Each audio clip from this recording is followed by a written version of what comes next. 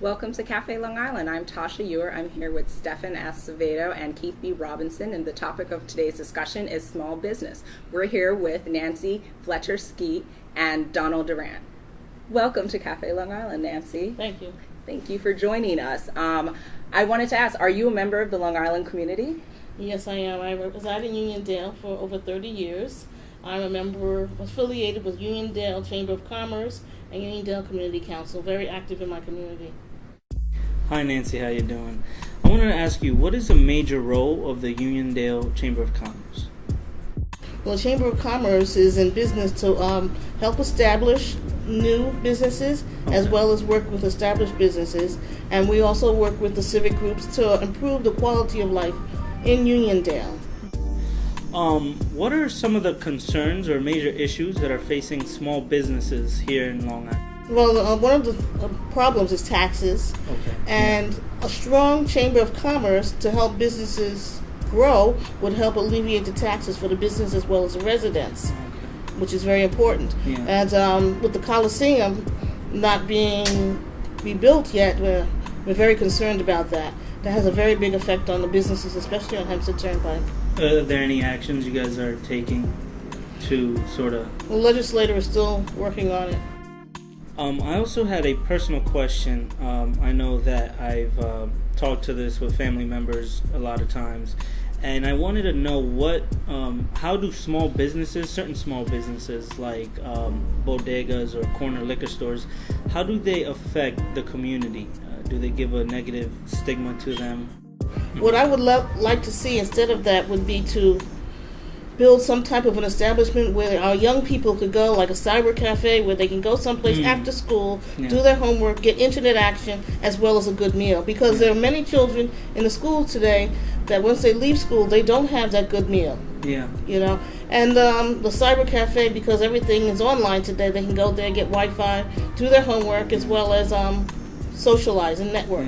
Yeah, the more support, the better. Yes. How would we go about, what would be the first step or stages to go about that? Like, if you're a community member and you wanted to take action towards that, how would... Well, actually, there is something that they're trying to work on in Uniondale. John J. Burns Community Center has been raising funds to redo a piece of property over at A. Holly Patterson, and he's been working on it for quite a few years. David Greaves is the founder of John J. Burns, and they have been working quite extensively trying to build a community center for our young people.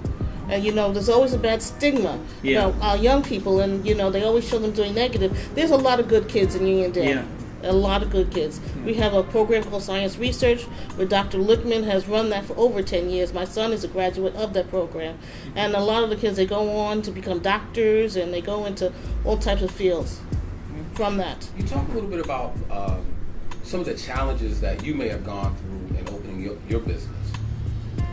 Well, one of the main challenges that I find is to be on the right street. Location is key. And without that working for you, you have yourself at a disadvantage.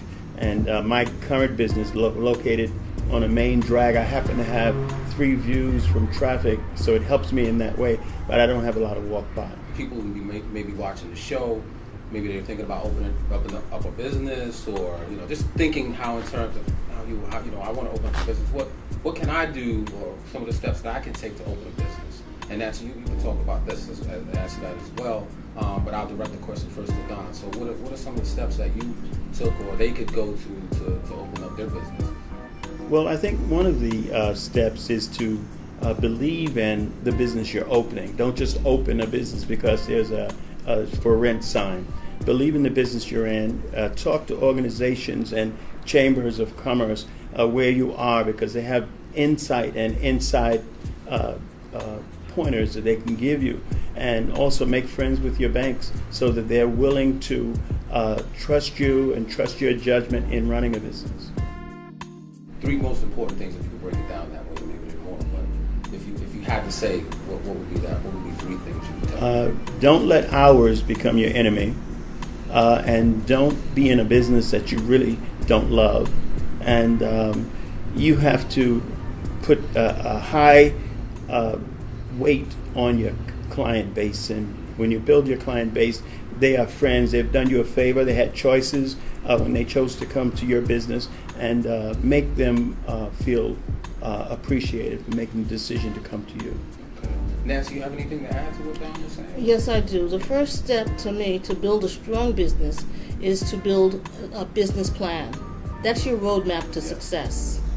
And it's not easy to do, and there are a lot of organizations out there to help you with it. There are a lot of organizations like you have SCORE, which is Service Corps of Retired Executives, that will help you develop your business, and they don't charge you anything. There's LIDC. There's a lot of places out there, a lot of resources out there that your library can help you with, and the chamber, like you said, the Chamber of Commerce is very big with that. As a matter of fact, I know one of my local banks has a seminar coming up, and one of the things they're going to help businesses develop a business plan. It's like $40 for 3 sessions, and it's very economical. So contact Uniondale Chamber of Commerce. We're on Facebook. We have our own website, and we're also members of Nassau Council Chambers. So we're not hard to find.